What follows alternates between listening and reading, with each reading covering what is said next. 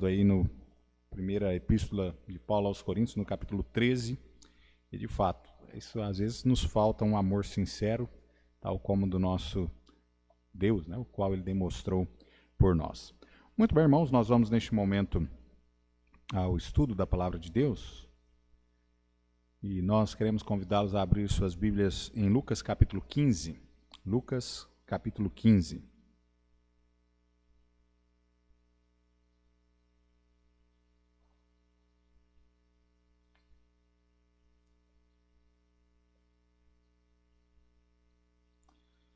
Lucas capítulo 15, nós vamos ler todo o capítulo aí, e estudaremos aí nessa manhã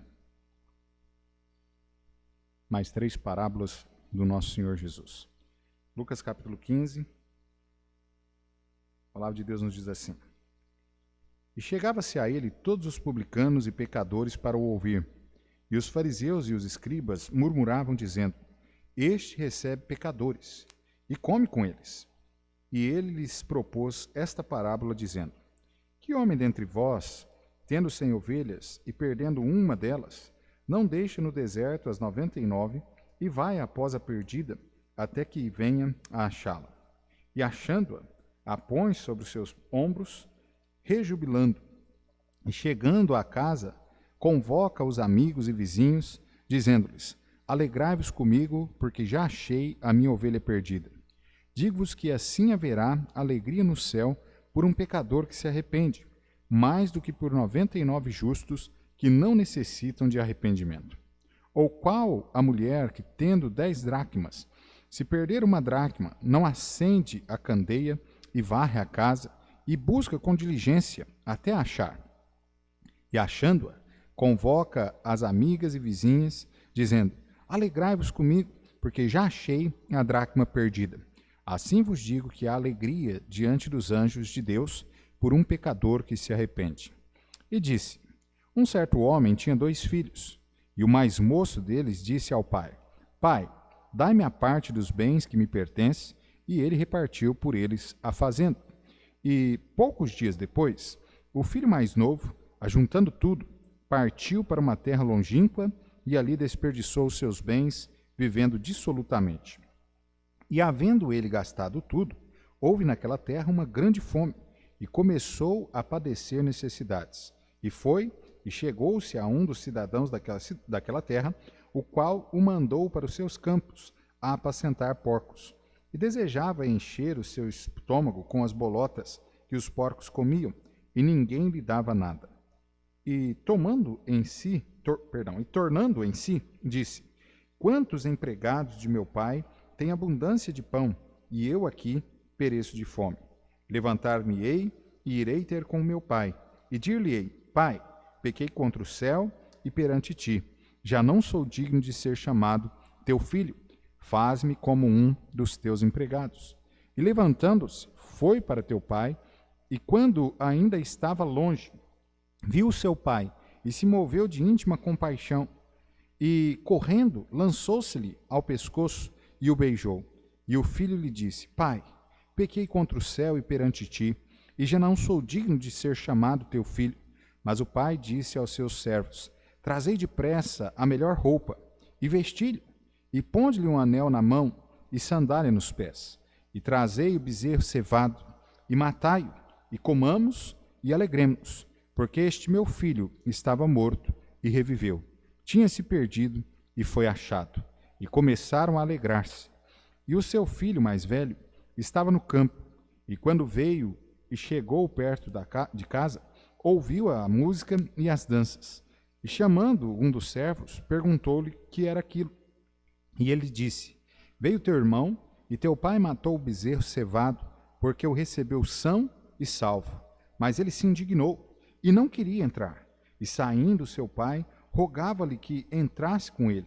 Mas, respondendo ele, disse ao pai: Eis que te sirvo há tantos anos, sem nunca transgredir o seu mandamento, e nunca me deste um cabrito para alegrar-me com os meus amigos. Vindo, porém, este teu filho, que desperdiçou os teus bens com as meretrizes, mataste-lhe o bezerro cevado. E ele disse: Filho, tu sempre estás comigo, e a todas as minhas coisas são suas. Mas era justo alegrarmos e folgarmos, porque este teu irmão estava morto e reviveu, e tinha se perdido e achou-se. Vamos orar. Santíssimo Deus e Pai, muito obrigado, Senhor, pelo tempo qual o Senhor já nos permitiu e temos nesta manhã de louvar, exaltar e engrandecer o seu santo nome. Agora, ó Pai, nós rogamos a Ti e o Senhor também venha falar aos nossos corações por intermédio, ó Pai, do estudo da Tua palavra. Usa, Pai, esse miserável servo do Senhor nas Tuas santas mãos, para a glória, ó Pai, do Teu santo e maravilhoso nome. Eu sei, ó Pai, que eu não sou nada, não sou mesmo nem digno, ó Pai, de estar aqui atrás deste púlpito, mas eu sei, ó Pai, que o Senhor usa miseráveis homens para mostrar, ó Pai, a sua glória, mostrar o seu poder, ó Pai, se revelar aos homens. E nós somos imensamente gratos ao Senhor, porque o Senhor aqui pode nos usar. E, ó Pai, pedimos, usa-nos segundo a Tua vontade, que a Tua palavra possa encontrar guarida nos corações e que nós possamos não só ser ouvintes, mas sermos cumpridores, ó Pai, da Tua palavra. E é em nome do nosso Senhor Jesus Cristo é que nós te pedimos, te agradecemos, com perdão dos nossos pecados. Amém e amém. Muito bem, irmãos. Nós queremos, nessa manhã, então, meditar sobre essas três parábolas, né? A parábola da ovelha perdida, da dracma perdida e a questão aí do filho pródigo. E nós, para termos uma melhor compreensão, né, dessas parábolas, nós vemos aqui já no início do nosso texto, no capítulo 15, aqui o motivo pelo qual o Senhor Jesus Cristo ele iniciou, né, estas três parábolas. Lembra que Jesus ele usou sempre parábolas para trazer, né, ensinamento ao povo, para trazer o povo à luz sobre aquilo que é a vontade de Deus, sobre aquilo que era a forma a qual os homens deveriam viver e a forma como eles deveriam se portar, tanto diante de Deus quanto diante um dos outros. E nós vemos aqui que no capítulo 15, versículo 1 a 3, vamos ler novamente, diz assim: E chegava-se a ele todos os publicanos e pecadores para o ouvir. E os fariseus e os escribas murmuravam, dizendo: Este recebe pecadores e come com eles. E ele lhes propôs esta parábola, dizendo. Né? Então, Jesus inicia essa parábola, ele inicia essas três parábolas justamente para combater a forma de pensamento dos escribas e dos fariseus. Os irmãos se lembram, nós já temos visto isso em algumas outras parábolas que já estudamos, né?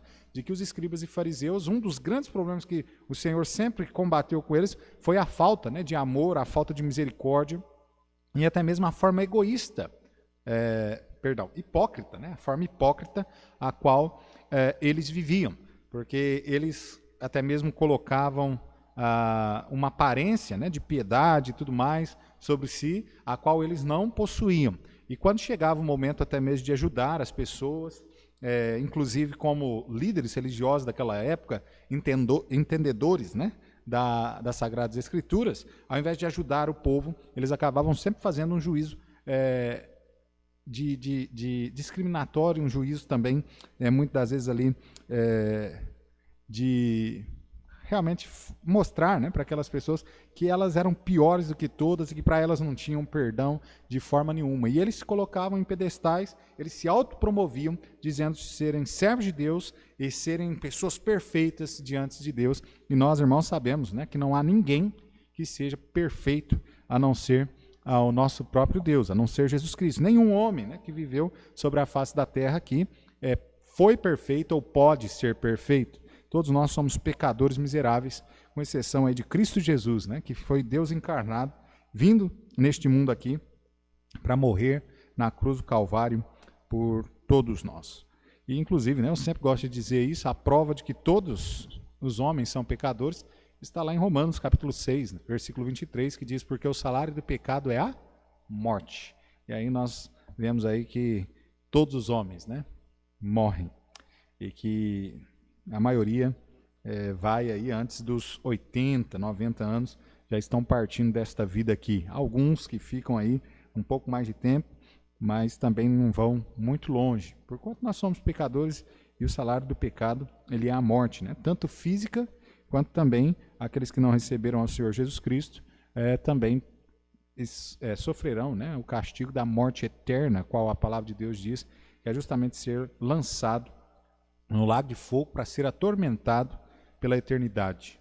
Então, amado, a motivação de Cristo, né, contar estas parábolas, se deu justamente nessa questão, desses fariseus olharem para Jesus que estava ali, e a palavra de Deus, né, o próprio Jesus diz que ele veio a este mundo, né, para buscar e salvar aqueles que se haviam perdido. Nós vimos há algum tempo atrás a parábola do médico, né, que Jesus ali contava, e Jesus também disse da mesma forma, né, que ele veio para os doentes, né, não para os sãos. E, amado, Jesus sempre buscando os perdidos, Jesus sempre está buscando um ser humano. O problema aqui dos fariseus e dos escribas é que eles não se identificavam como sendo pecadores, como sendo pessoas que necessitavam da graça, né, de Cristo, da graça de Deus. Eles se achavam que por conta da religião vã a qual eles seguiam, da ideia, né, errada que eles tinham de si mesmos, eles então atingiram um grau tão grande que basicamente a ideia era de que seria muito ruim para Deus se Deus não estivesse no céu, né? Então olha o tamanho da hipocrisia e do pensamento, né, arrogante, o qual estes tinham nas suas vidas. E aí então Jesus ele começa trazendo aí para nós os ensinamentos dessas 3 parábolas, e no final da parábola, né, do filho pródigo, ele então vai também fazer uma aplicação, inclusive bem prática ali no final, mostrando para os escribas e os fariseus como é que eles deveriam se portar diante das pessoas aí que são pecadores tais como eles mesmos, né, e diante daquele fato de que Jesus estava ali pelos pecadores para salvá-los. Então, primeiro aí nós vemos a parábola da ovelha perdida, e nós, depois, em seguida, Jesus já vai contando, né, a parábola da dracma perdida e depois o filho pródigo. Essas 3 parábolas, elas estão interligadas. O pensamento, então, aqui é o mesmo. Jesus usa de 3 parábolas para trazer o ensinamento para os escribas e para os fariseus. E o ensinamento maior, né, dentro dessa parábola, dessas 3 parábolas que nós podemos identificar, é justamente o fato do amor de Deus. Nós ainda cantamos, né, ainda há pouco aí, o hino, né, intitulado Essência de Deus, baseado lá em 1 Coríntios capítulo 13, e de fato, amado, o amor de Deus é um amor completamente diferente, né, do amor humano, e que os fariseus aqui, a atitude deles, né, de amor para com aquelas pessoas, na verdade que não existiam, que eles estavam realmente era julgando aquelas pessoas e sentenciando aquelas pessoas à morte mesmo, ao lago de fogo mesmo, porque para eles, não, essas pessoas são tão ruins que elas não merecem o céu. Basicamente este pensamento, muitas das vezes, ocorre na nossa própria mente. Nós mesmos que somos salvos, né? Nós olhamos para as pessoas e nós já então olhamos, vemos a forma qual elas vivem e nós queremos então fazer um juízo, né? Ali, um juízo condenatório sobre cada uma daquelas pessoas. E Jesus ele vem combatendo justamente este juízo condenatório que os fariseus e os escribas faziam sobre as pessoas. Aqueles que eram responsável por passar os ensinamentos de Deus, por demonstrar, inclusive, o amor de Deus por dentro da palavra de Deus e até mesmo com as suas próprias vidas, e eles então estavam na contramão de tudo isso, fazendo juízo condenatório sobre o povo. Então, as 3 parábolas elas vão estar trazendo essa questão do amor de Deus. E nós vamos ver aqui, rapidinho, com a ajuda de Deus, nós queremos ver sobre este amor tão maravilhoso qual Deus tem nos amado. Primeiro, falando sobre o amor de Cristo, a parábola nos deixa bem claro aqui que este amor de Deus para conosco, este amor revelado em Cristo Jesus, este amor é um amor grande, né? Nós vemos isso porque o amor de Deus ele foi tão grande para conosco, de forma que Deus deu a sua própria vida por nós. Cristo Jesus se entregou na cruz por nós.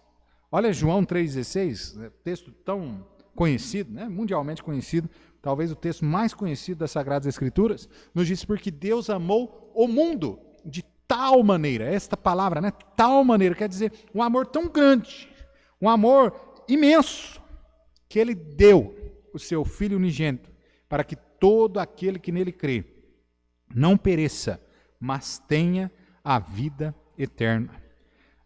A demonstração, né, do tamanho do amor de Deus se deu justamente na questão da revelação de Cristo Jesus, no envio do seu único filho, seu Filho unigênito, a este mundo, para morrer aquela morte horrível de cruz, a qual era dada naquele período para os piores seres humanos, né? Aí classificados pela sociedade, era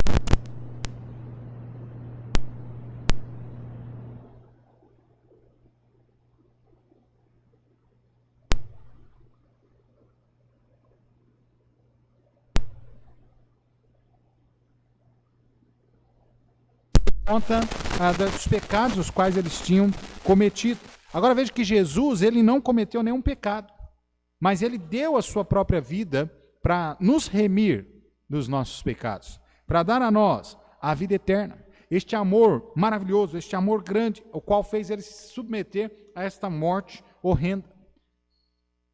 Os estudiosos, né, dizem que a morte de crucificação matava a pessoa por asfixia, por conta da posição a qual elas estavam ali pregadas na cruz, o seu peito então pendendo, né, para frente, e ali aquela pessoa tinha uma dificuldade tremenda em respirar e ela morria por asfixia. Mas antes disso, ela era cometida de tamanha cãibra em todos os nervos do seu corpo, sofria uma dor tremenda. E amado, aquele sofrimento, né, imenso, nós não vamos escrever tudo aqui, mas era horrível a forma de morrer, né, morte de cruz, e Jesus submeteu aquilo, aquela morte, por amor de mim, por amor de você. Jesus, nosso Deus, ele deu a sua própria vida por nós. Ele deu a sua vida. Romanos 5:8, um texto também bem conhecido. A palavra de Deus nos diz lá que o Senhor, né, ali dizendo, mas Deus prova, o Senhor provando o seu amor, mas Deus prova o seu amor para conosco, em que Cristo Jesus morreu por nós, sendo nós ainda pecadores. E provou o seu amor, dando a sua própria vida. Amado, qual a maior, né, demonstração de amor que nós podemos dar por uma pessoa do que essa? De dar a nossa própria vida por esta pessoa. Dar a sua própria vida. Foi justamente a prova, né, do amor grandioso de Deus para conosco, dando a sua própria vida para nos salvar. Olha Efésios capítulo 2, Efésios capítulo 2, versículo 4 e 5. Efésios 2, verso 4 e o verso 5. A palavra de Deus diz assim: mas Deus, que é riquíssimo em misericórdia, pelo seu muito amor com que nos amou, estando nós ainda mortos em nossas ofensas, nos vivificou juntamente com Cristo, pela graça sois salvos. Amado, veja aí mais uma vez, né, a palavra de Deus falando sobre o tamanho deste amor. Nós que éramos, o texto diz aqui, nós que estávamos mortos nas nossas ofensas, nós que éramos pecadores, nós, o qual não havia nenhuma razão, digamos assim, para que Deus nos amasse. Mas mesmo assim, Deus agregou valor em nós, Deus nos amou, Deus deu a sua própria vida naquela cruz para nós. E assim Ele nos vivificou, Ele nos trouxe, né, a vida, nós que estávamos mortos nos nossos delitos e pecados, Ele nos vivificou, nos deu a vida. E isso, amado, por conta do seu amor pelo qual Ele nos amou. Abra lá em 1 de João também, capítulo 4. Logo nós voltaremos ao nosso texto de início, mas vá lá, 1 de João capítulo 4.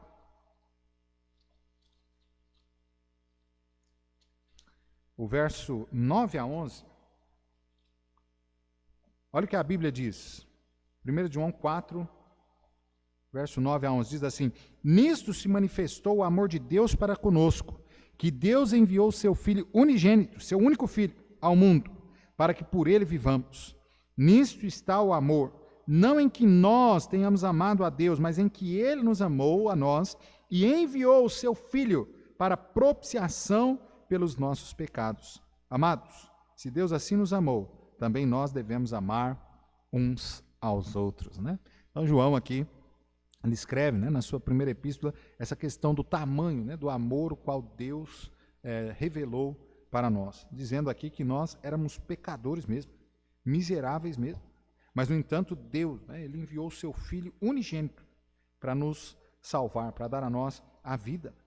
E é isso, né? Ele coloca aqui no verso 10, ele diz assim: nisso está o amor, não em que nós tenhamos amado a Deus, mas em que Ele nos amou a nós e enviou o seu Filho para propiciação pelos nossos pecados. Nenhum de nós amávamos a Deus. Nenhum de nós, né, até mesmo queríamos ter um relacionamento com Deus a princípio. O que nós queríamos era viver, né, nos delitos, nos pecados. Nós queríamos viver aqueles prazeres os quais o mundo nos oferece. Mas, amado, Cristo Jesus, ele veio a este mundo. E Cristo Jesus, ele veio para salvar o homem. Ele deu a sua vida ali naquela cruz para salvar o homem pecador. E até hoje, Cristo Jesus, ele continua no trabalho ainda de salvar pecadores. Ele continua buscando aqueles que estão perdidos. E como o texto aqui diz, nós não tínhamos nada para que ele realmente depositasse esse amor sobre nós. Nós não o amávamos. Nós não queríamos, na verdade. Mas, amado, ele veio a este mundo. Ele se deu em propiciação pelos nossos pecados naquela cruz. Ele pagou o preço pelos nossos pecados. O amor de Deus. O amor de Deus é imenso. O amor de Deus é imensurável. Né? Nós não conseguimos medir, nós não conseguimos chegar ao fim deste amor de modo nenhum, porquanto ele é grandioso. Seu amor é demonstrado aqui, nestas parábolas, aqui vamos voltar ao nosso texto de Lucas 15, mas o amor de Deus aqui ele é demonstrado nessas parábolas, e ele é demonstrado tanto na busca de Deus na busca do pastor ali, né, representando a pessoa do Senhor Jesus Cristo, as ovelhas, quanto também na busca daquela mulher que estava ali buscando também incansavelmente a sua dracma perdida. Quanto também é demonstrado este grande amor, também na parábola do filho pródigo, na espera do pai pelo seu filho, uma espera ali onde aquele pai estava esperando, e ele jamais iria desistir de que seu filho iria voltar, iria regressar à sua casa. Amado, seu amor é demonstrado. Olha aqui comigo no versículo 4, a parte final do versículo, diz aqui que o pastor, né, daquela ovelha perdida, o Senhor Jesus Cristo dizendo aqui que ele vai após a ovelha perdida e ele vai procurá-la. E vai após a perdida até que venha achá-la.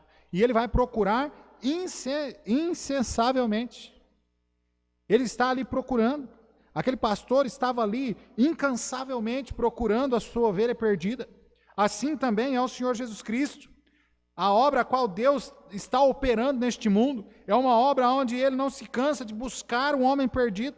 Ele está ali todo o tempo mostrando a sua graça, mostrando o seu amor para com os homens.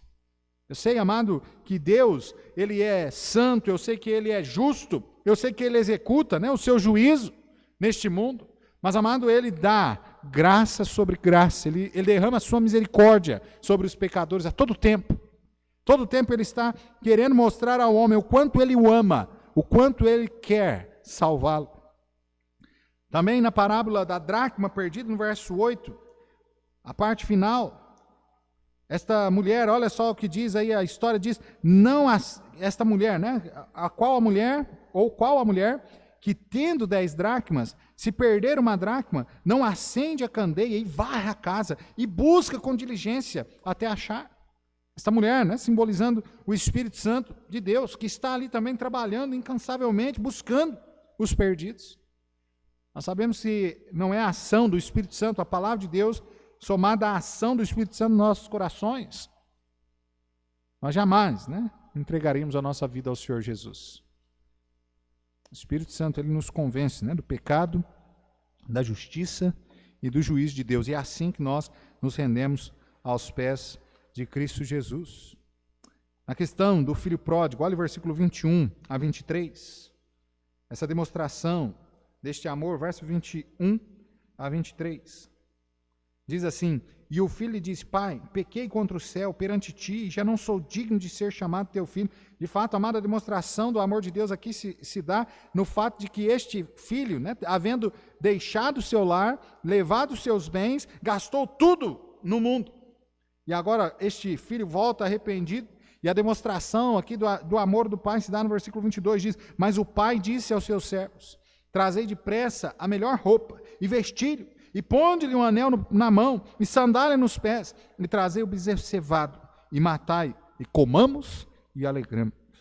Amado, veja aí que é a demonstração do amor, né, de Deus, que mesmo em que nós tenhamos deixado de estar com Deus, deixado a nossa comunhão com Deus, Deus ele está sempre pronto a nos receber de volta. Deus está sempre pronto a nos abraçar com amor, seu amor que nunca, jamais será deixado de lado quando se diz respeito aos homens. Amado, Deus sempre tem nos amado e Ele sempre tem cuidado, né, de nós. Ele sempre está nesta busca pelo homem pecador.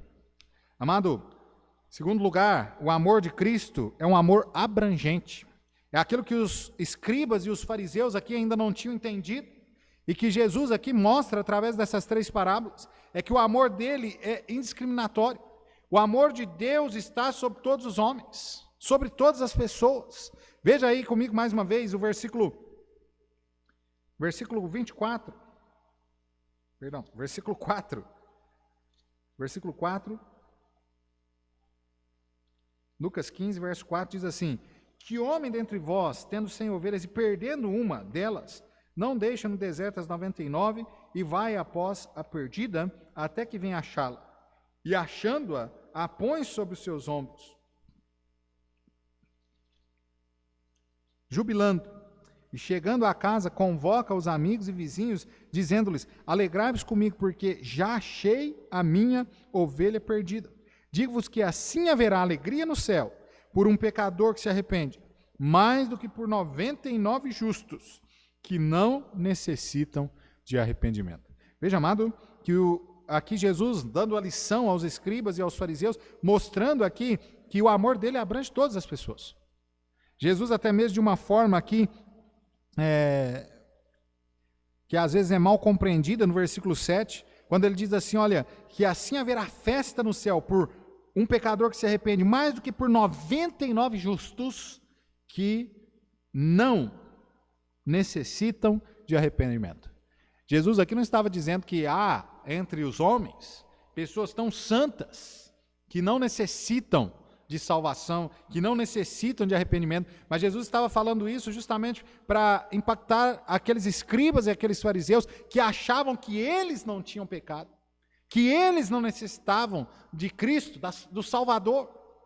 E ele então olha para estes homens e ele diz, olha, haverá alegria no céu, mais por um pecador que se arrepende, do que por 99 justos que não necessitam de salvação, ou seja, não há nenhum justo. Mas saiba que essas pessoas, quando elas se arrependem, ela traz mais alegria a Deus, ao coração do Pai, do que vocês que se acham justos.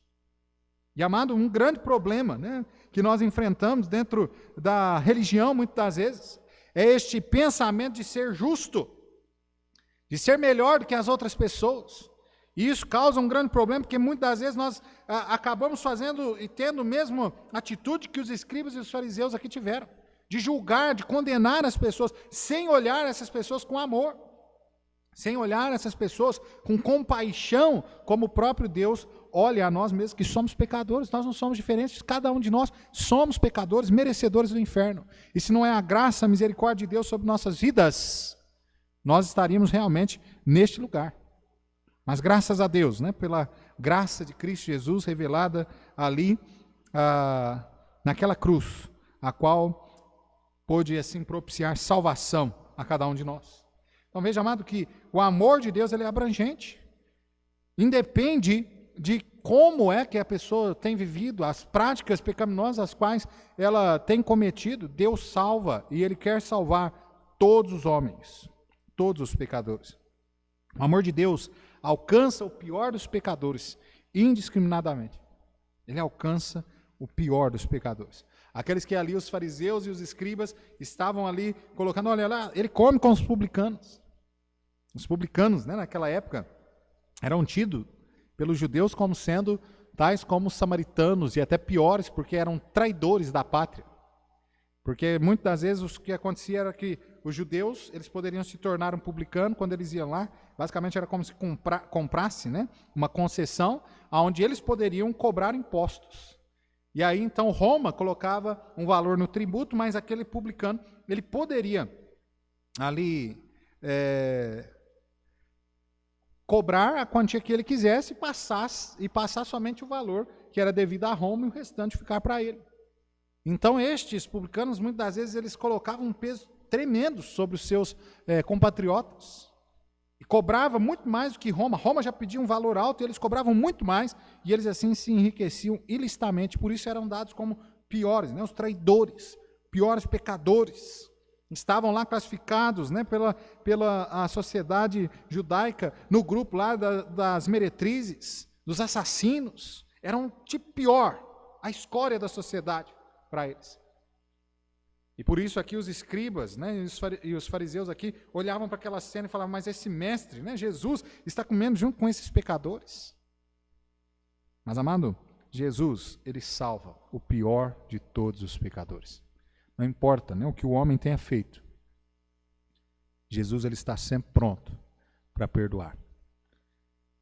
Um versículo, né, que eu gosto demais nas Sagradas Escrituras, gosto de vários, mas esse, 1 João capítulo 1, verso 9, diz, se confessarmos os nossos pecados, Ele é fiel e justo para nos perdoar os pecados e nos purificar, olha que palavrinha joia, de toda injustiça.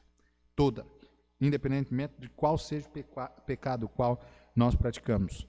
Ele, quando nós chegamos verdadeiramente arrependidos diante dele, ele, de fato, irá derramar sobre nós o seu perdão. Então, amado, veja, o amor de Deus, ele alcança o pior de todos os pecadores. Ele ama a todos os pecadores, sejam os perdidos, como também os salvos, né, rebeldes contra ele. Deus ama todos os pecadores. Veja bem o que eu estou dizendo, ele ama todos os pecadores. Ele odeia, abomina o pecado. Não venha me entender mal, né, que eu posso viver na vida pecaminosa e Deus vai estar aprovando essa situação. Não. Deus, ele me ama, mas ele odeia o pecado. E, amado, ele ama tanto o pecador perdido e ele quer salvar aquele ali, quanto também aquele pecador que é salvo, mas está vivendo, né, numa vida de pecado. Deus também o ama. E ele quer também que ele se arrependa, quer também que ele volte, né, à prática das obras, as boas obras, né, de um salvo em Cristo Jesus. E nós vemos isso aqui nas parábolas as quais o Senhor Jesus nos ensina, no versículo 26 a 29 do capítulo 15, verso 25 a 29, perdão, a parte A do verso 29, diz assim, verso 25.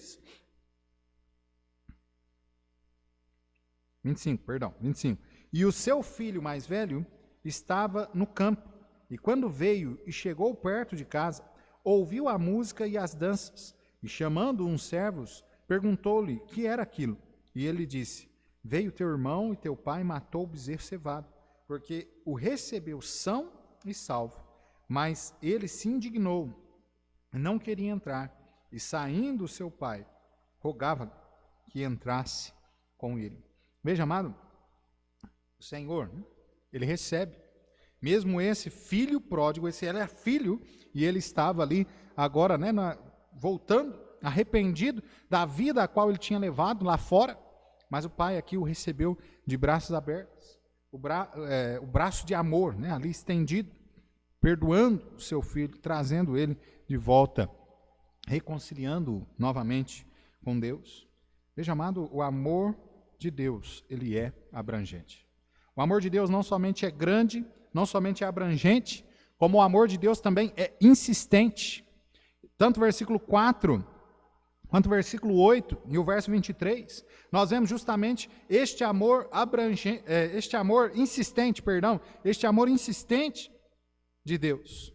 Porquanto, até mesmo por causa do pecado original, todos os homens estão perdidos, como a ovelha ali estava perdida, como aquela dracma estava perdida, como o filho pródigo também, da parábola, também estava ali perdido no mundo. Mas, amado, Deus, ele é insistente em buscar o pecador. Jesus, ele é o pastor aqui insistente, o qual nós já falamos, que estava ali procurando aquela ovelha perdida. O simbolismo ali é justamente sobre Jesus. Ele era o pastor que deixou ali as 99 ovelhas no aprisco e ele foi à busca daquela uma única ovelha. E ele procurou insistentemente, o que Jesus disse aí no verso 4, ele diz que, olha, ele procura até achá-la. E ele só volta quando ele acha aquela ovelha. Então, trabalho insistente. Veja também no versículo 8 nós encontramos também ali sobre a dracma, falando sobre que aquela mulher, ela varre a casa, ela procura diligentemente, insistentemente, até achar. Esta mulher, né, é um simbolismo do próprio Espírito Santo. Veja que o pastor simboliza Jesus Cristo, essa mulher simbolizando o próprio Espírito Santo, buscando insistentemente ao perdido. E olha, amado, nós encontramos no final, né, na parábola do filho pródigo, nós encontramos também Deus ali na figura do pai, esperando o regresso de seu filho perdido. Deus é o Deus da oportunidade. Deus é o Deus da insistência. Ele está insistentemente procurando buscar e salvar aqueles que estão perdidos. Amado, a graça de Deus é revelada todos os dias para todos os homens. Todos os dias para todos os homens. Eu sei que alguns, né, têm uma grande dificuldade em ter a graça especial de Deus revelada a eles. Eu sei que há muitas pessoas ainda no mundo que ainda não tiveram um contato, de fato, com o genuíno Evangelho de Cristo Jesus. Uma falha nossa, uma falha da igreja, por muitas das vezes até mesmo não amar de fato os perdidos, não amar a Deus a fim até mesmo de cumprir com a ordem dele de ir pregar o Evangelho a toda criatura. E por isso muitos, né, não conhecem a graça especial de Deus. Mas, amado, todos os homens sim conhecem a graça geral de Deus, pela qual também eles podem chegar ao conhecimento da graça especial. Saber que Deus é quem dá a nós o ar que nós respiramos todos os dias. É Ele quem tem cuidado de nós todos os dias. Todo homem sabe da existência de um Deus. Todo homem sente no seu coração, sim, o anseio por um Deus. Você pode chegar nas sociedades mais remotas, mais distantes da civilização possível, e até mesmo pegar no livro de histórias nos tempos mais antigos. Você vai ver que sempre o homem, em qualquer sociedade, em qualquer tempo, o homem sempre teve um anseio por adorar a um Deus. E por não conhecer de fato o Deus verdadeiro, muitas das vezes ele buscava adorar lá o Deus jacaré, a deusa lua e tantos outros deuses, né, que eram frutos da sua imaginação. Mas ele sabe, todo homem sabe que há necessidade de um Deus. Todo homem sabe que existe sim um Criador. Todo homem sim sabe que após esta vida aqui, ele vai ter um encontro com Deus. Ele vai passar por um julgamento. Por que é que você acha que as pessoas temem tanto a morte? É justamente pelo fato de saberem que existe um Deus do outro lado, que existe uma cobrança do outro lado. Por mais que a pessoa de repente possa ser, inclusive, um ateu, mas lá no íntimo, no seu coração, ele sabe que existe um Deus e que um dia ele vai prestar conta diante desse Deus. E é justamente este pensamento, é justamente essas coisas revelando, né, a Deus de forma geral, é que deve fazer o homem buscar a Deus de uma forma especial em Cristo Jesus. É justamente isso, amado. Então, por isso, Deus, Ele está insistentemente trabalhando no coração do homem. A obra da salvação é uma obra onde se reúne a Trindade divina. Nós vimos aí o pastor simbolizando o próprio Senhor Jesus, a mulher simbolizando o Espírito Santo, e nós vemos o pai ali, à espera de seu filho, simbolizando o próprio Deus. A Trindade, amado, se reúne neste trabalho. Se reuniu no passado, está até hoje trabalhando e trabalhará até o final, né, dos propósitos de Deus, dos desígnios de Deus, em buscar o homem, salvar o homem pecador da condenação do inferno. Então Deus ele ama e de forma insistente ele busca os perdidos. Aquele pensamento que muitas das vezes, né, pode vir de relance na sua mente sobre Deus, sobre você morrer, tudo isso é obra de Deus na sua vida, tentando trazer você a conhecimento desta revelação especial da graça, né, de Deus, a qual é Cristo Jesus. Quarto, o amor de Deus, ele é grande, ele é abrangente, ele é insistente, e o amor de Deus também é restaurador. versículos 5, 6 e 22, nas 3 parábolas, Deus nos mostra, né? O Senhor Jesus Cristo nos ensina sobre isso. No versículo 5, 6 e 22, olha comigo, vamos ler mais uma vez, diz assim: e chamando-a, a põe sobre seus ombros, jubilando, e chegando à casa, convoca os amigos e vizinhos, dizendo-lhes: alegrai-vos comigo, porque já achei a minha ovelha perdida. Versículo 9 e o 10. E achando-a, convoca as amigas e vizinhas, dizendo: alegrai-vos comigo, porque já achei a dracma perdida. Assim vos digo que a alegria diante dos anjos de Deus por um pecador que se arrepende. Olha o verso 22. Mas o pai disse aos seus servos: trazei depressa a melhor roupa e vestir, e pondo-lhe um anel na mão e sandália nos pés.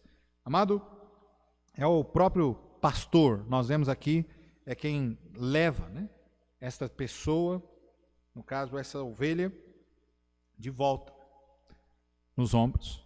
Jesus aqui ensina justamente que Jesus, ele é o caminho que leva o homem a Deus, que leva o homem ao céu, que leva o homem novamente à comunhão com Deus. O próprio Senhor Jesus disse em João 14,6, ele diz: eu sou o caminho, a verdade, a vida, ninguém vem ao Pai, senão por mim.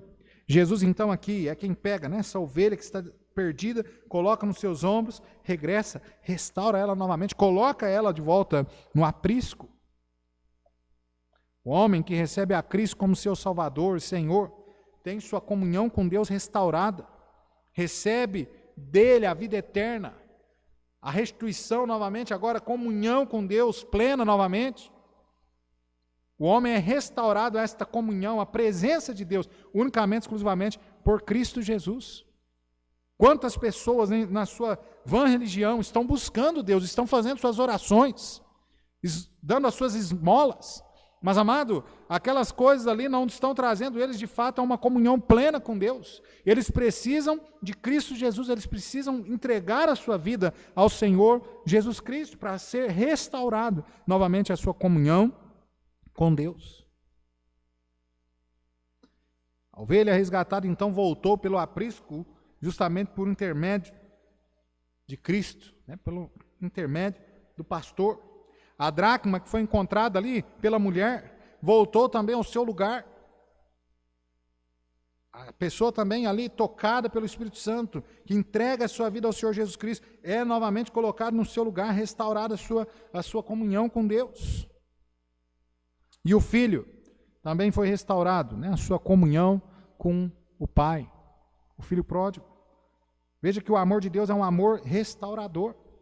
Olha que a ideia aqui, inclusive do filho pródigo aqui, é que depois de ter ido pelo mundo, de ter gasto ali as riquezas, os bens de seu pai, agora sem nada, voltando para casa, quando ele então se arrepende, ele olha e fala: olha, quantos jornaleiros, ou seja, quantos trabalhadores de meu pai têm abundância de pão e eu aqui pereço de fome. Eu vou voltar para trás. Eu vou chegar diante do meu pai e vou dizer: pai, pequei contra o céu e perante ti, já não sou digno de ser chamado teu filho, faz-me como um dos teus jornaleiros. E ele volta. E o texto diz que ao voltar, né, ele vê o seu pai a longe, e ele então corre, e ele lança ao pescoço de seu pai, e ele diz justamente essas palavras que ele havia ensaiado, né, de antemão, dizendo: pai, olha, pequei contra o céu perante ti, já não sou digno de ser chamado teu filho, faz-me como um dos teus jornaleiros. Mas olha o verso 22. O amor de Deus, ele é restaurador, e olha o verso 22, diz assim: mas o pai disse aos seus servos: trazei depressa a melhor roupa. Engraçado, né? O filho tinha pedido para que ele fosse feito agora como um trabalhador, como um escravo mesmo, de seu pai.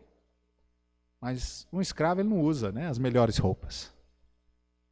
O pai olha e diz: traz depressa a melhor roupa, vestilho, põe de novo o anel no seu dedo e a sandália nos seus pés. Algo interessante, irmãos, é que este filho pedindo para que o pai tivesse ele como pelo menos um escravo, mas Deus o restaura, né, ao seu lugar. Deus coloca ele de novo, restitui a ele a posição de filho. De filho. É isso que Deus está fazendo com aqueles que estão perdidos. Aqui não está falando de uma perca de salvação e agora voltando de novo à salvação, não está falando sobre isso. Mas sobre pessoas, né, que estão muitas das vezes aí perdidas por este mundo e que precisam voltar ao Pai, precisam entregar a sua vida ao Senhor Jesus. E a restauração se dá justamente na questão aqui, né, para eles era uma coisa muito forte o que Jesus aqui estava ensinando, por conta da cultura. Naquela época, os escravos vestiam roupas de escravos. Eram identificados de longe como sendo escravos. Eles andavam descalços, nem sequer, mesmo uma sandália nos pés eles podiam ter. Uma pessoa, né, de posição, uma pessoa rica, muitas das vezes, eles tinham um anel no seu dedo, um anel de grande valor, até mesmo muitas das vezes com uma marca, né, da própria família. E é justamente isso aqui que o pai diz, né, olha, coloca o anel nele de volta, ou seja, põe ele agora, vai ser meu filho, ele é meu filho. Restaurado, então, aquele jovem, a sua posição de filho. E quinto, o amor de Deus traz grande alegria. Amém, irmãos? O amor de Deus, ele traz grande alegria. Tanto no versículo 6, 7, quanto no versículo 9, versículo 23 e 24, nós vemos este amor de Deus sendo derramado, né, sobre nós e trazendo grande alegria. Alegria na terra e alegria também no céu. A alegria é uma marca distintiva do cristão. Ao ser regenerado, o cristão acessa a presença de Deus, onde existe a plenitude da alegria. Por isso que, muitas das vezes, né, cada um de nós entregamos a nossa vida ao Senhor Jesus Cristo, e muitos de nós entregamos a nossa vida a Cristo quando nós estávamos passando por um perrengue danado. Quando nós estávamos passando, né, por um período difícil, triste na nossa vida. E naquele momento onde nós ali nos rendemos aos pés de Cristo Jesus, nós entregamos a nossa vida ao Senhor Jesus Cristo. Cada um de nós podemos testificar sobre isso, né?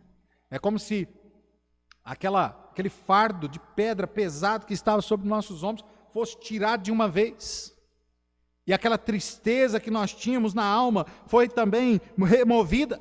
E Deus então ali coloca, né, uma alegria indizível, que quer dizer justamente que não conseguimos nem mesmo explicar tamanha alegria a qual nós nos encontramos ao receber Jesus Cristo como o único e suficiente Salvador na nossa vida. Então veja, amado, o amor de Deus, ele traz alegria, ele traz paz com Deus. Antes, a palavra de Deus diz que antes de termos Cristo Jesus na nossa vida, nós somos inimigos de Deus.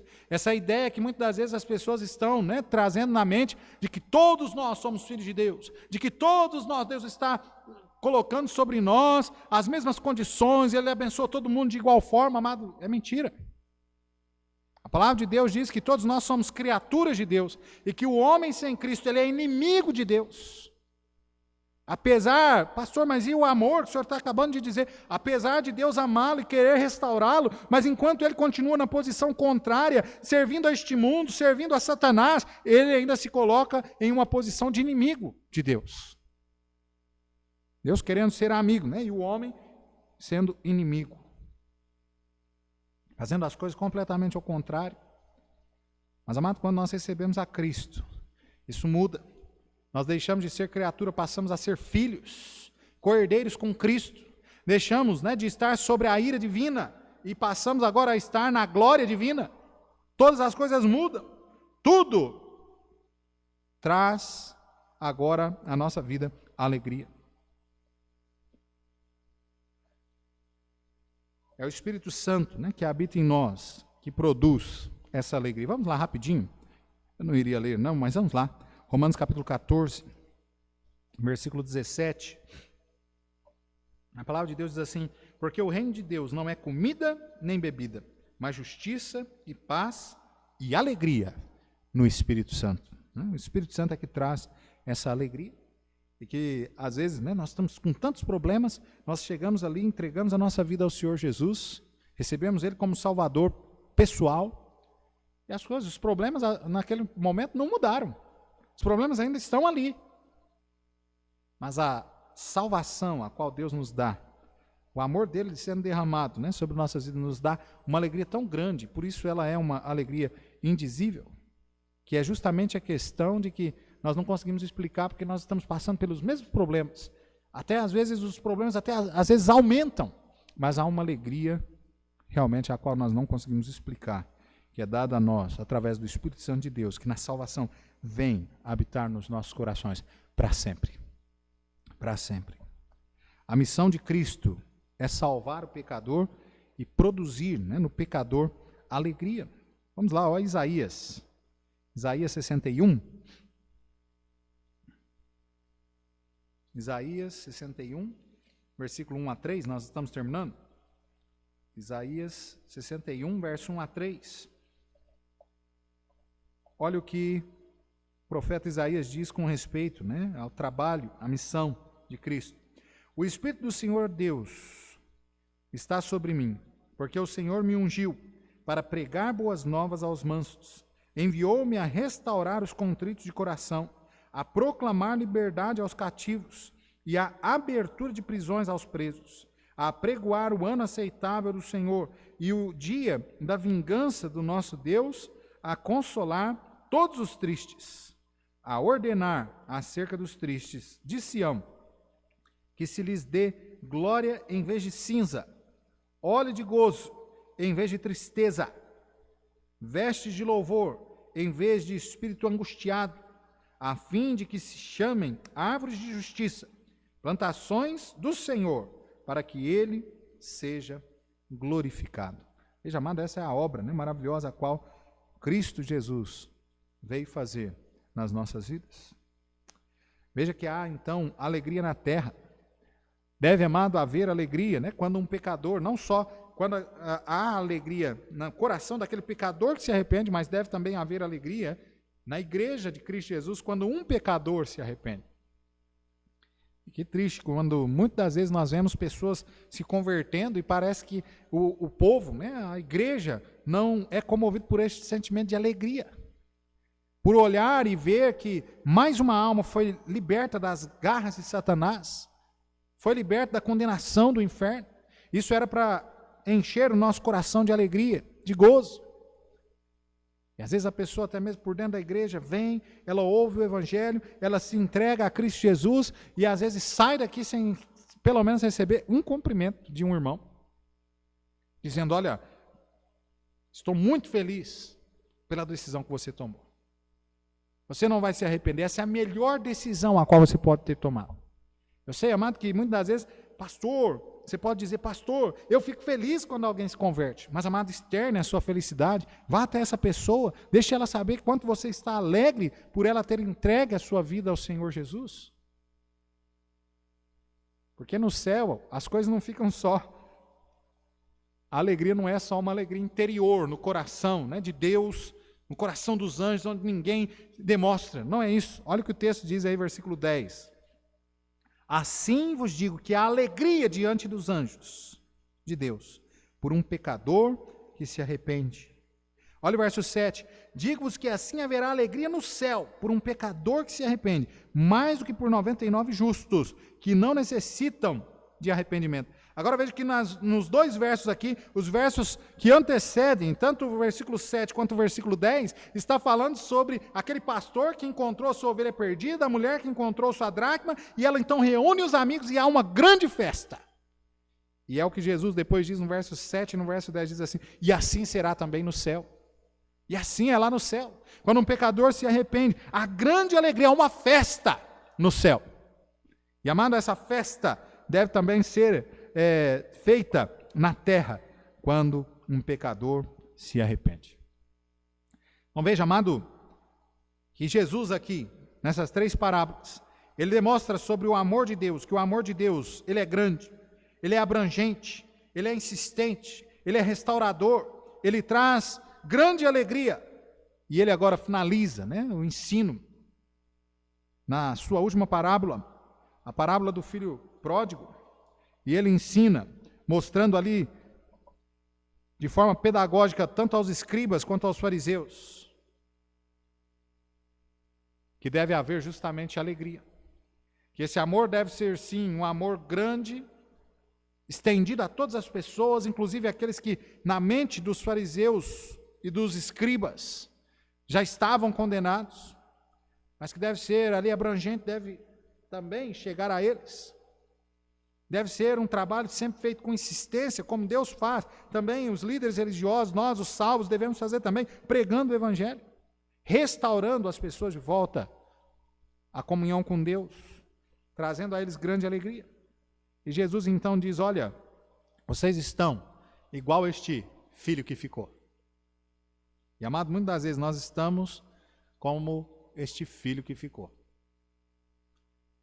Nós estamos vendo a obra de Deus, do amor de Deus, pessoas achegando-se a Deus, pessoas entregando sua vida ao Senhor Jesus, tendo a sua comunhão restaurada com Deus, e ao invés de uma alegria, né, no coração, porque essas pessoas estão chegando, nós estamos com pesar, com tristeza. E este filho, né, o segundo filho, o foco então fica agora no segundo filho, e este filho ele vivia sim, na casa do pai. Lembra? Ele estava lá, ele não saiu. O filho mais novo saiu, tomou de sua herança, gastou tudo, mas o filho mais velho ficou ali. Diz, né, os teólogos que naquela época o filho mais velho, ele tinha, no caso ali, 2 filhos. O filho mais velho tinha direito a 2/3 da herança do pai. E agora, aquele filho tinha saído, levado a sua parte, consumido com tudo, e tudo que tinha agora ali era daquele filho que tinha ficado. Mas apesar daquele filho ter ficado ali em casa, ele não tinha comunhão com o pai. Olha o verso 29, diz assim, e saindo o seu pai, rogava-lhe que entrasse com ele. Mas respondendo, ele disse ao pai, eis que te sirvo há tantos anos, sem nunca transgredir o seu mandamento, e nunca me deste um cabrito para alegrar-me com os meus amigos. Veja, amado, que ele não tinha comunhão com o seu pai, ele se sentia apenas um servo, apenas um escravo. E amado, graças a Deus, né, nós que somos salvos por Cristo Jesus, nós não somos apenas um servo que está ali servindo a Deus contra a sua vontade, mas nós somos um servo, devemos ser um servo da orelha furada, né? O que acontecia naquela época é que o servo servia a seu senhor durante um período e depois então, completo aquele período, aquele servo poderia sair livre. Mas a grande questão é que no tempo de convivência com o seu senhor, muitas das vezes aquele servo adquiria família, né? Tinha ali a esposa, tinha filhos, às vezes o seu senhor também era um senhor bom, e aquele servo ele não queria sair dali, e então ele falava para o seu senhor, não, eu quero continuar como servo. E a lei, né, dizia que aquele servo deveria ser levado, a sua orelha ser furada, colocada ali uma argola, e todas as pessoas saberiam que aquele homem ele não serve mais por força, mas agora ele serve por vontade própria, por amor. E amado, Deus na nossa vida deve ser assim. Nós que recebemos a Cristo Jesus como nosso único e suficiente Salvador, nós não podemos servir a Deus por obrigação. O verdadeiro cristão serve a Deus por amor, serve a este Deus maravilhoso, bondoso, o qual ele tem, por vontade própria. E não, de maneira nenhuma, por obrigação. Eu sou feliz, né, por servir a Deus. Eu sou feliz por ser usado na obra de Deus. O verdadeiro cristão deve ser assim.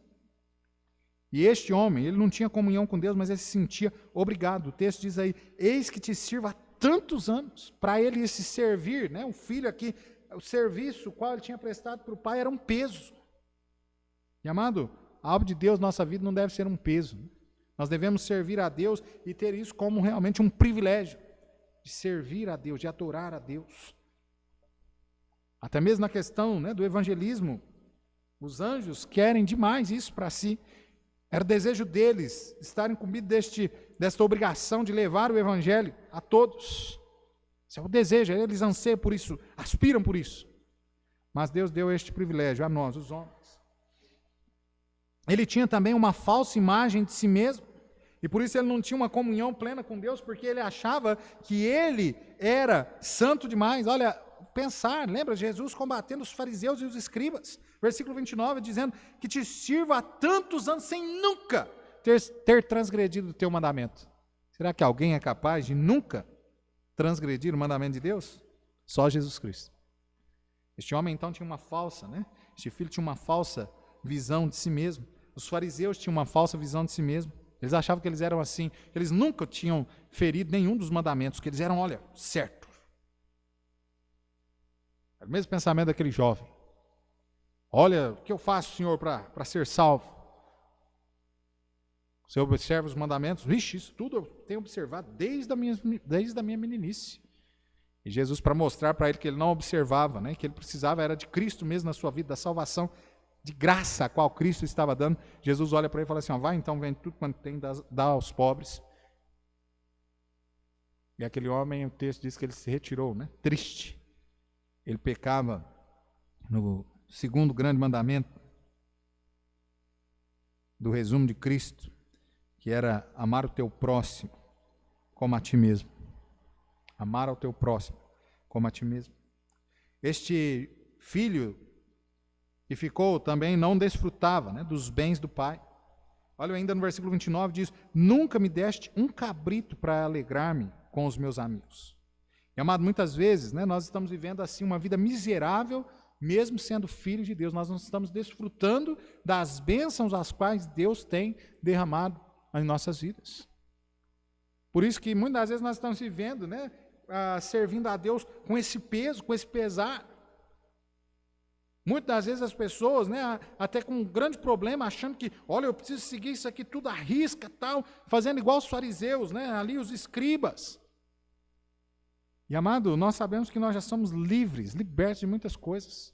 Não precisamos ficar com esse peso na consciência de que as vãs religiões às quais nós servíamos na antiguidade faziam com que nós tivéssemos. Podemos viver desfrutando, obviamente, dos prazeres aos quais a vida cristã nos oferece. Não precisamos de maneira nenhuma viver sem desfrutar disso, né? E muitos estão esperando desfrutar dos bens que Deus tem para ele, só quando chegar no céu, mas nós já podemos desfrutar disso aqui. Terceiro, este jovem, ele não amava como seu pai amava. Olha o verso 32, nós finalizamos. Estamos finalizando, verso 32 diz, mas era justo alegrarmos e folgarmos, porque este teu irmão estava morto e reviveu, e tinha se perdido e achou-se. Jesus aqui ensina, né, que aquele jovem deveria amar tal como seu pai amava a seu irmão. Jesus aqui ensina os fariseus, olha, vocês deveriam amar esta raça que vocês estão falando que são extremamente pecadores, como eu amo. Eu vim a este mundo para salvar, né, aqueles que se haviam perdido, os pecadores. E Jesus está ensinando justamente sobre isso. E amado, quantas vezes, né, até nós mesmos, nos falta amor para com as pessoas. Não demonstramos o amor pelo aqueles que estão perdidos sem Cristo. Também não demonstramos amor por aquele irmão que está caído. Às vezes a pessoa deixa de vir à igreja, né? Deixa de frequentar a comunidade a qual nós estamos, e a gente acaba deixando isso por isso mesmo, e olha, foi tarde já. Não demonstramos amor, preocupação. Quantas pessoas às vezes saem, né, do meio da nossa igreja, desviam dos caminhos do Senhor, e às vezes a gente nem ligar. Fala, tal, volta, nós estamos sentindo sua falta. Falta amor, muitas das vezes, nos nossos corações. Há duas características esplêndidas que eu sempre sou chamado, né, atenção quando leio Atos capítulo 2 ali, a gente vai lendo a história da igreja no livro de Atos, e nós vamos vendo isso. As duas grandes características daquela igreja é que era uma igreja firme espiritualmente e uma igreja amorosa. As duas grandes características. Era uma igreja que estava preocupada realmente em cumprir com a palavra de Deus, em viver, né, aquilo que Deus tinha para ela, mas também era uma igreja que estava preocupada também em demonstrar o amor verdadeiro, genuíno, para com Deus e para com os irmãos e até mesmo para com os de fora. E amado, que Deus nos ajude assim, sermos. Amar como Deus nos amou. A estarmos firmes, né, nos ensinamentos de Deus. Não fazer como os escribas e fariseus aí, que apesar do grande conhecimento, né, os escribas eram responsáveis ali por fazer cópias da Bíblia.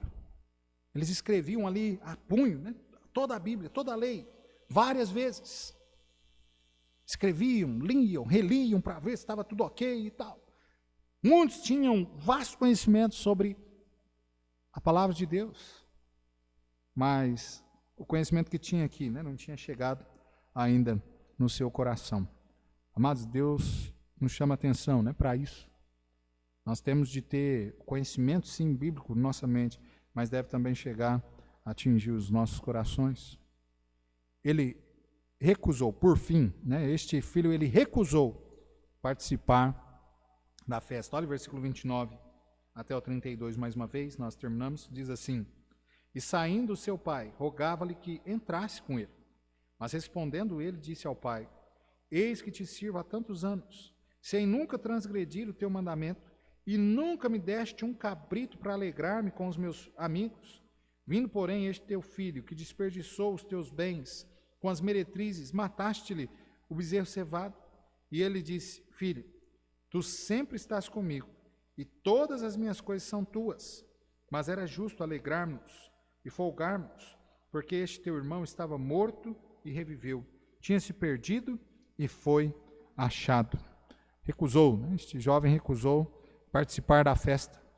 A história, inclusive, uma história linda, mas que termina, né, de uma forma triste, porque este filho, ele termina a história com este filho do lado de fora da casa. Este filho revoltado com o arrependimento de seu irmão, com a volta de seu irmão para sua casa. Amado, Jesus ensina, né, aqui de forma tão firme aos escribas e fariseus, dizendo: olha, vocês estão dessa forma. Os pecadores se arrependem, os pecadores estão sendo salvos. Eles estão tendo as suas vidas restauradas novamente com Deus. Mas vocês estão, tal como este filho, vocês estão revoltados. Vocês não querem participar da festa. Vocês não querem se alegrar com isso. Pelo contrário, continuam ainda disseminando o seu juízo condenatório sobre estes homens. Amado, nós devemos nos alegrar pela salvação dos perdidos e também pelo retorno dos filhos que estão chegando de volta. Alegrar pela obra maravilhosa do amor de Deus na vida de cada um de nós. Alegria. Alegria é o tema, né, também principal destas 3 parábolas as quais o Senhor Jesus Cristo nos trouxe. E, amado, que Deus nos ajude a termos alegria com os pecadores, né, que se arrependem. Que Deus nos ajude a mostrar este amor grandioso de Deus para com os pecadores. Este amor abrangente, este amor insistente, este amor restaurador, este amor que traz grande alegria. E também que Deus nos ajude a não agirmos da forma a qual os fariseus agiram, vivendo, né, uma vida de piedade aparente, vivendo uma vida diante de Deus com peso na alma de estar servindo a Deus, de não amar a Deus e de não nos alegrarmos também com a obra maravilhosa a qual Ele está fazendo neste mundo. Concluímos. Talvez você seja alguém que nunca entregou sua vida a Jesus. Talvez você é um perdido, você está tal como aquela ovelha, tal como aquela dracma, tal como aquele filho, longe de Deus. Saiba você que Ele te ama, Ele morreu naquela cruz por você. Entregue a sua vida ao Senhor Jesus Cristo, hoje mesmo. Talvez você seja um salvo em Cristo Jesus, mas está desviado do caminho do Senhor, já há um bom tempo vivendo neste mundo, sofrendo as misérias, né, neste mundo. Saiba que Jesus, Ele está de braços abertos para você. Deus está com os braços abertos, pronto para te perdoar. Eu sei que dentro de algumas religiões, inclusive, fala: olha, se você cometeu tal pecado, nunca mais vai ter perdão para você. Amado, isso é uma mentira. Isso é uma mentira. Deus é um Deus amoroso. Está sempre de braços abertos esperando com que os pecadores cheguem a Ele, arrependidos. E Ele está sempre pronto a liberar o perdão. Basta você chegar a Deus, pedir a Ele para perdoar os seus pecados, e Ele perdoará. Ele também te restituirá novamente à posição de filho, a alegria, né, a qual Deus quer dar no seu coração novamente. Sei que você nunca vai deixar de ser um filho, mas quando nós estamos longe, né, de Deus, o diabo às vezes coloca esse sentimento, né, no nosso coração, de que Deus não se importa mais, que nós deixamos, né, de ser filho de Deus, e não é uma verdade. Ele vai colocar novamente você ali, sentindo este prazer de ser um filho de Deus. Volte, né, à casa do Pai. Há uma grande festa, sim, preparada para você. Tanto para você que vai entregar a sua vida a Ele, quanto para você que está voltando de novo para casa. Vamos orar. Santíssimo Deus e Pai, Senhor, nós te agradecemos pelo tempo qual nós podemos ter na Tua casa nessa manhã. Agradecemos ao Pai pela Tua palavra. Suplicamos ao Pai ao Senhor perdão pelos nossos pecados. Suplicamos ao Pai ao Senhor que o Senhor nos ajude neste trabalho qual o Senhor nos deu de divulgar o Teu Evangelho, a graça do Senhor, ó Pai, às pessoas perdidas. E que o Senhor nos use, ó Pai, para que a finalidade desse trabalho seja cumprido, que é justamente restaurar, levar de volta o homem perdido, caído, diante da Tua santa presença. E também, ó Pai, ajuda-nos a fazer tudo isso com alegria, a estarmos alegres também quando os pecadores perdidos se arrependem, quanto também aqueles irmãos que têm desviado dos caminhos do Senhor se retornem também aos Teus santos caminhos. Ajuda-nos, ó Pai, que nós possamos fazer tudo com alegria e também, ó Pai, tudo com o sentimento correto diante da Tua santa presença. Continua, Senhor, abençoando a Tua igreja, que nenhum, ó Pai, venha desanimar durante esse período que nós estamos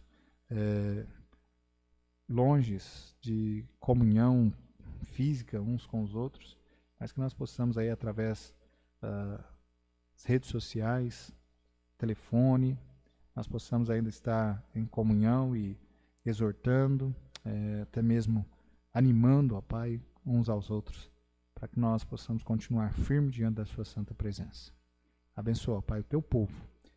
E é em nome do nosso Senhor Jesus Cristo é que nós te pedimos, te agradecemos, com perdão dos nossos pecados. Amém e amém. Muito bem, irmãos, assim nós encerramos o culto nessa manhã. Só lembrando, né, que a EBD, né, das crianças está no outro canal, né, da PIB Kids de Pitangueiras, e aí os irmãos podem estar acessando lá a aula, né, das crianças deste domingo vai estar lá, tá bom? Então Deus abençoe a cada um, que a graça e a paz do nosso Senhor Jesus esteja com todos.